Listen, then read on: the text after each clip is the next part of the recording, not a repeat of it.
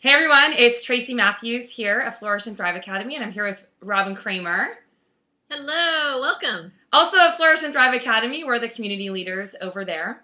And today we wanted to talk to you about the ultimate entrepreneurial risk, failure. I have a little bit to say about that. So Robin's going to take the lead today.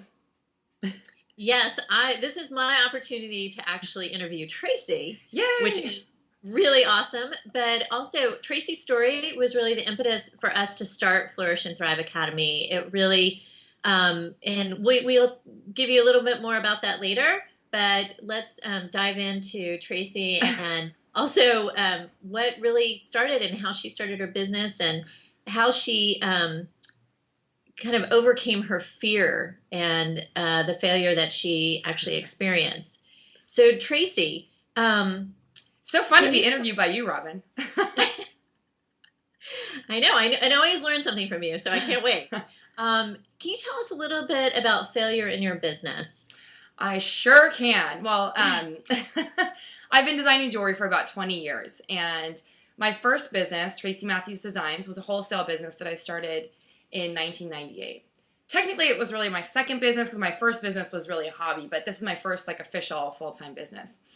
And I had that business for about 11 years. And one of the problems when I started my business was I didn't really set it up the right way. I didn't systematize it in the right way. So when I started to grow, the infrastructure of my business couldn't withstand some of the difficulties that we were experiencing when the economy crashed. So we had a couple of companies file for bankruptcy, and basically everything just sort of imploded. And I was left with a really tough decision. Do I try to keep this business going, or do I let it fail?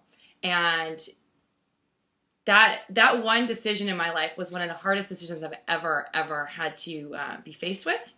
And it brought up a lot of fear for me. And it was also a really hard decision to actually come to an outcome with. So I feel like I know a lot about failure because I've based like everything that's happened since that point based on my failure. So And I've known Tracy a long time, and watching her go through this was really, I know how hard it was for her.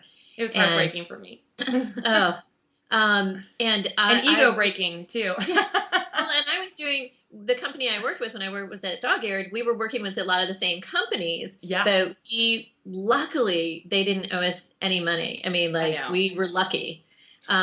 So out of all this, like, what was the biggest lesson you learned? And have you used failure to transform your jewelry business today? I sure have. So I'm going to start with the biggest lesson. And if for some reason I get off track, you remind me of the second part. Okay, good. The biggest lesson for me, I think, in the whole thing, besides like how to set up a jewelry business, because I learned in the process of my failing company of what I needed to do. So that was Initiation one. by fire or something like that. What did you say? Initiation by fire. I know, initiation by fire. Well, it was actually everything I kind of learned along the way, but since it wasn't started, set up, systematized in the beginning, like when I was trying to implement systems later, I really messed things up.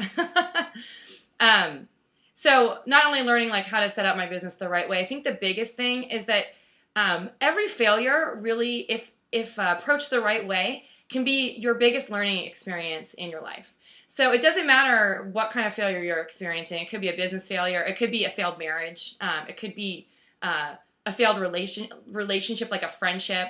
It could be a failed anything, right? It could be like a falling out with your parents or whatever it is. Because if we take the opportunity to take a look at what the failure is showing us about ourselves and what we need to learn from that lesson, then we have an opportunity to shine and like really rise above.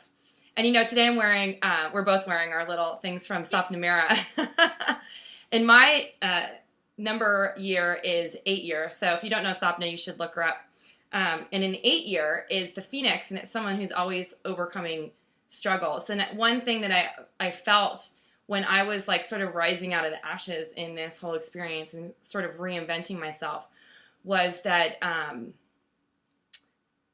that like sense of almost like rebirth and shedding like a bunch of skin and stuff that wasn't really working for me or serving me in my life anymore. And for some of you, maybe that's a little bit woo-woo, but for me, it was like really like this process of reinvention and allowing myself to embrace my failure that allowed me to kind of really face my fears and like move forward again. Well, that's a great segue into how did it transform? Like, what are you doing today, and how did it help me transform? Oh yeah, that's Yeah. right. So I was able to transform, like come out of the ashes, and realize that I needed to set my business up. If I wanted to still be a jewelry designer, I kind of ran away from that for a while. And a funny thing happens when you're at rock bottom. You kind of really have nothing to lose.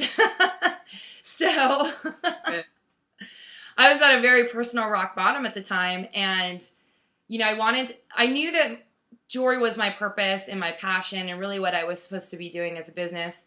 I knew that my old way of doing things was not serving me anymore, and it was time to do something new.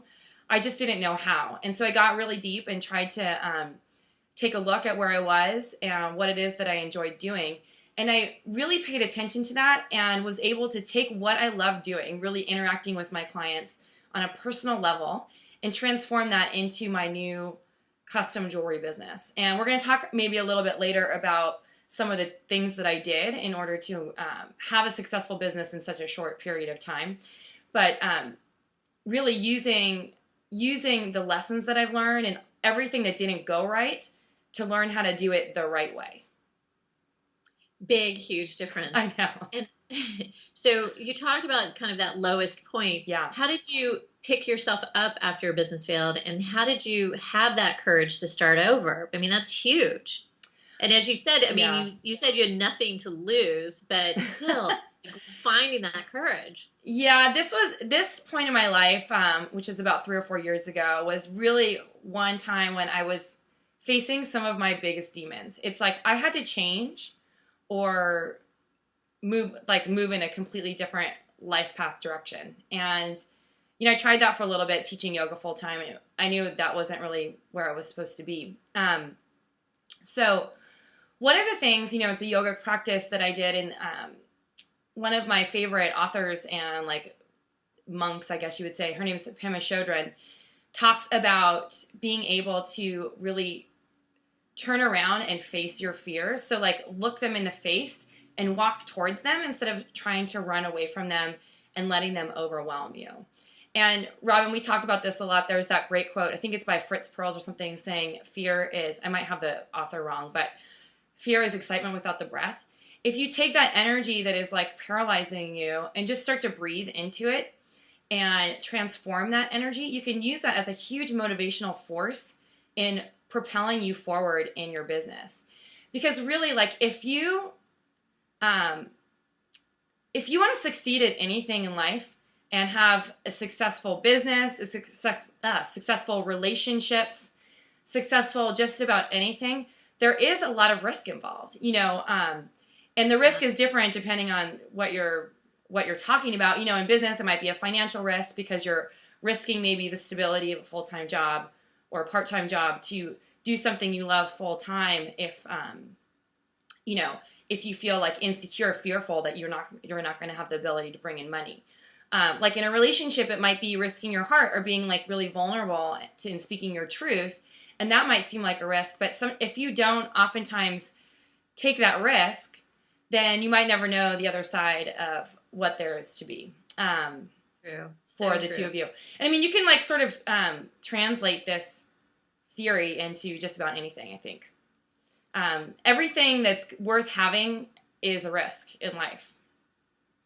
That is very true, very profound. And you kind of touched like there. How did you do it? Like, what are some of the tactics you used to now have the successful business that you have? I mean, you learned so much, but like, what really are the things that kind of propelled you? That is a great question, Robin. And I know we talk about this a lot, Flourish and Thrive Academy, because really it was huge. Like I was going through so many changes at that time, and I found this community of people that just completely changed my life. I think the first thing that I really needed to do was to change the way I thought. When we change our thoughts and change our mindset, noticing where we're focusing our attention on, like if I'm focusing on my fear, all I'm going to get is more fear and more of what that fear manifests, right? But if I'm focusing on what I want, so if I want to get 5 clients this month, for engagement rings or whatever, and I'm focusing on that, or 5 clients for any type of piece of jewelry, then that's probably what I'm going to get if I'm not focusing on the fact that maybe the 5 clients aren't in the funnel yet. So that was really the first thing, positive mindset, and also believing that, and along with that, is believing that I was deserving and worth the money that I wanted to make.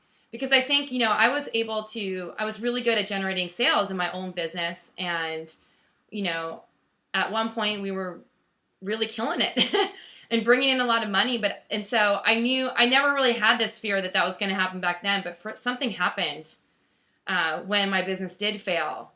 And I felt like I didn't deserve it anymore. So that was the first thing that I needed to address, was to change that belief. It was the noggin. The noggin, right? Yeah, change the belief. The second thing was really taking action, because I think you aren't going to have a successful business if you don't have the